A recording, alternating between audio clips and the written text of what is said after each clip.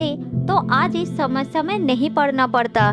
मैंने कहा था ना, वो लोमड़ी धोखेबाज है। तुम्हें मुसीबत में देखकर भी वो भाग गई।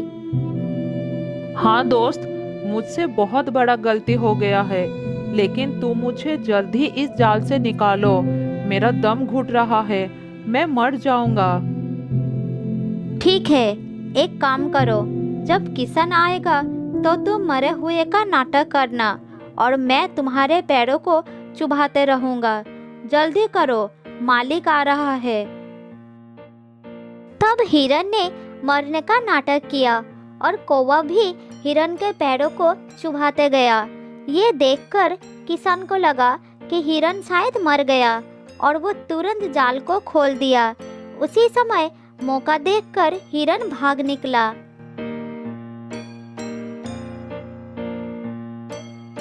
लोमड़ी दूर से ये सब देख रही थी।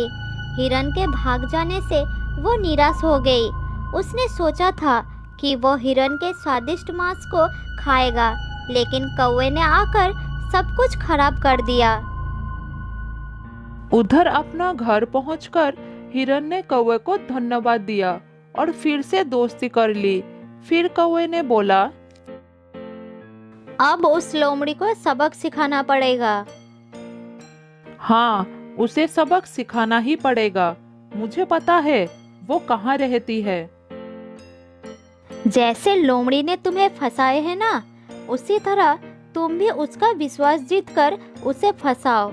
किसी भी तरह हम उसको खेत के मालिक से पकड़वाएंगे। बहुत ही अच्छी योजना है मेरे दोस्त। हिरन कौवे को लोमड़ी के घर के पास ले गई। कौवा हिरन को लोमड़ी के पास जाने के लिए कहकर खुद एक पेड़ के डाल पर बैठकर नजर रखने लगा। हिरन सीधा लोमड़ी के घर के अंदर चला गया।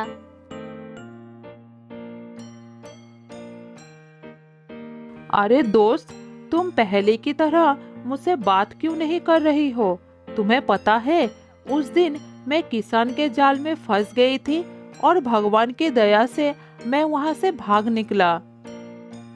सच में? मैं तो पानी पीने गई थी, ये सोचकर कि तब तक तुम थोड़ा खाना खा लोगी। मुझे पता ही नहीं चला कि इतना कुछ हो गया, नहीं तो मैं तुम्हारी मदद जरूर करता। अब जो हुआ सो हुआ, बुरा मत मानो मेरे दोस्त। इस बार तो हिरन खुद मेरे पास आया है, अब तो मुझे इसको खाना ही पड़ेगा। फिर दोनों साथ साथ समय बिताने लगे। फिर एक दिन चालाक हिरन उस लोमड़ी को खेत के पास ले गया। लोमड़ी बात करते करते जाल को नहीं देख पाई और जाल में फंस गई। मेरे दोस्त हिरन, मुझे बचाओ, मैं इस जाल में फंस गई हूँ। तुमने उस दिन मेरे साथ यही किया था ना? अब खुद देख लो कैसा लगता है। मैं चलता हूँ। ये कहकर हिरन वहां से चला गया और कौवे के पास बैठकर देखने लगा कि लोमड़ी क्या करती है। लोमड़ी जाल से बाहर निकलने के लिए छटपटाता रहा। थोड़ी देर बाद खेत का किसान आ गया और देखा एक लोमड़ी जाल में फंसा हुआ है। उसे लगा कि यही लोमड़ी है जो उसकी फसल को नष्ट कर रहा था। फिर किसान ने लोमड़ी को पकड़कर ले गया और एक पिंजरे में बंद कर दिया।